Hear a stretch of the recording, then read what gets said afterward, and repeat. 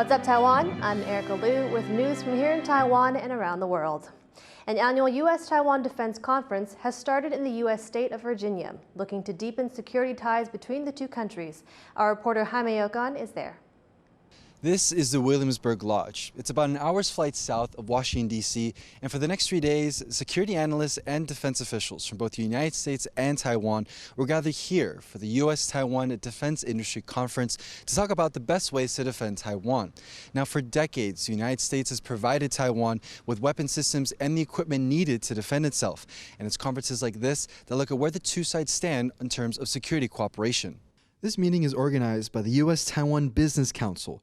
They facilitate trade and business exchanges between the two countries.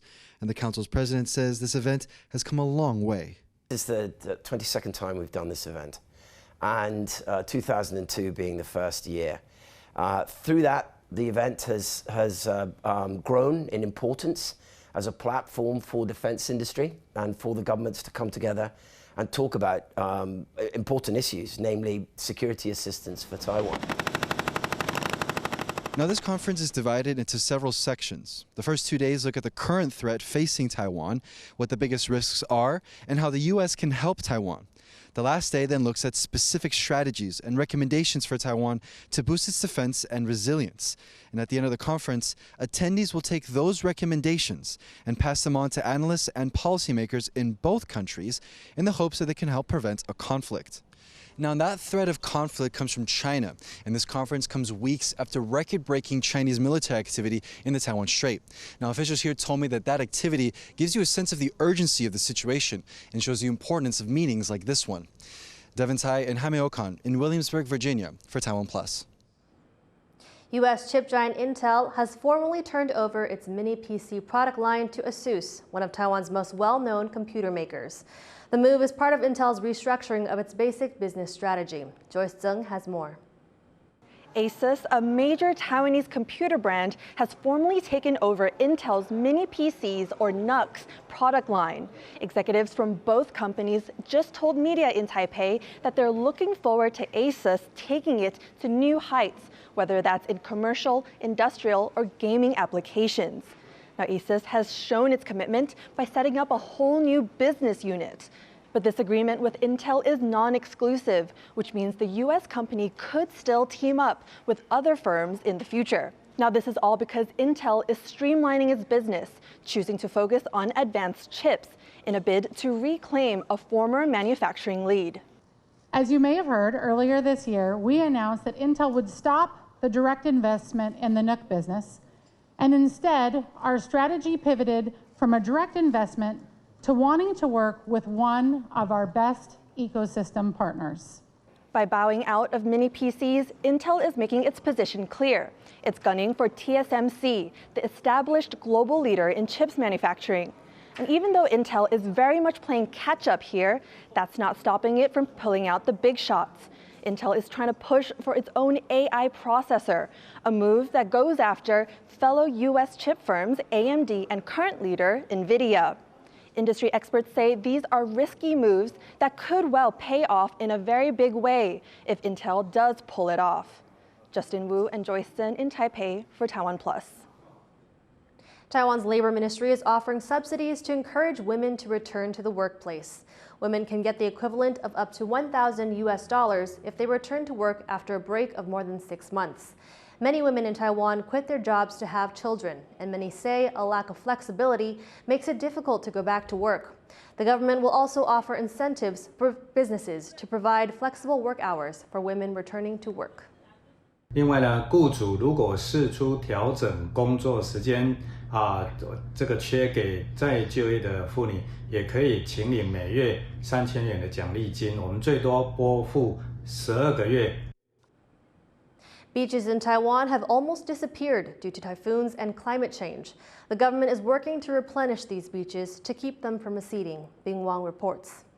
During a beach cleanup, environmentalists noticed that this beach in Tainan in southern Taiwan has shrunk significantly.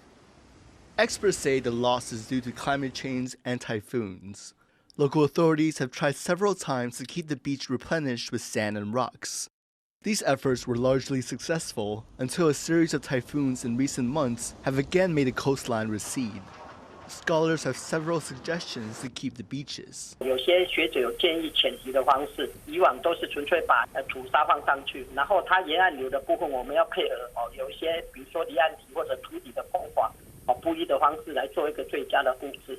Another issue is that people may be displaced from their homes if they live close enough to the beaches. 必须要有所谓的缓冲区，有很多地方其实是不太适合人类居住。你可以在那边有一些渔温、有农田、有一些设施、有油气的空间，但是你不能把人民的住家安置在那样的一个环境里面。Authorities state that since beach maintenance was done last year, the current situation is still under control. It's expected that a specific maintenance plan will be formed as early as the middle of 2024 and implemented by the end of next year. Chris Ma and Bing Wong for TaiwanPlus. What's in a name? Well, quite a lot, particularly if you're part of a deaf community. That's the message behind a new exhibition in central Taiwan's Yunlin County. The exhibition, titled Call Me By My Name, brings together the sign language names of 88 hearing-impaired people. Names in sign language are different from spoken names. They often reflect the person's personality or appearance. The exhibition's organizers hope to show how sign names are an important part of individual identity. 我们也许结了婚，换了丈夫的名字，那或者是到了国外，取了英文的名字，这个都会影响我们这一辈子日后我们跟人际怎么互动，因为你的名字代表你的人呢。 Southern Taiwan's Pingtung County is celebrating a late summer tradition, postponed by over a month due to typhoon weather. Jean Van Trieste takes us down south for a look. 10 teams of climbers race up thickly greased poles, trying to be the first to reach the platform on top. This slippery contest is called Qianggu. It's an annual tradition at this temple in southern Taiwan's Pingtung County. But this year's event is unusual. For one thing, it's being held well over a month late. The competition usually happens during Ghost Month, generally around August and September, when spirits are said to roam the earth. For another, the sun's out. This is usually a nighttime event. The temple committee's head explains what's happened.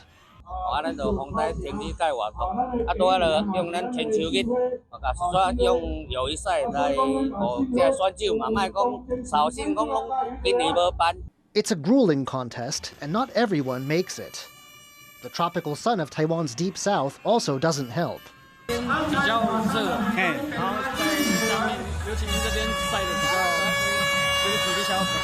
But with a bit of teamwork, a few reach the platform on top, the final goal. The winners are thrilled that in the end, they haven't missed out on the chance to compete this year.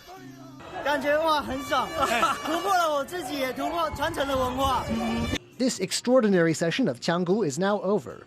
The temple hopes next year's event will happen on schedule, but it's fortunate a bit of flexibility allowed this year's contest to go ahead. Andy Xue and John Van Trieste for TaiwanPlus. Rescue dog Ame and her handler Lo Haofang have passed a strict international search and rescue test in Austria. This is the first time a team from Taiwan has qualified for the exam. 他也不会提前告诉你我们什么时间点要参加测验，完全就是有点像在待命的状态下，然后来通知你之后，你可能在十几分钟内你就要准备好你的所有的出行装备，然后带着你的搜救犬到指定的场域去集合。 The Mission Ready test is known as the most challenging exam set by the International Search and Rescue Advisory Group. It requires the team to complete assigned missions under extreme conditions within 48 hours. However, Ame managed to finish it in 24. A total of 36 teams from different countries participated in the test, with only 14 passing. Team Taiwan ranked 5th overall. 整体来说，阿妹的表现是让我相当的满意，也很惊讶她有这种能力。 Thank you for watching What's Up Taiwan. Remember to download the TaiwanPlus app for more stories from Taiwan and around the world. Finally today, we leave you with images of U2's Sphere debut in Las Vegas. I'm Erika Liu. Take care and see you next time.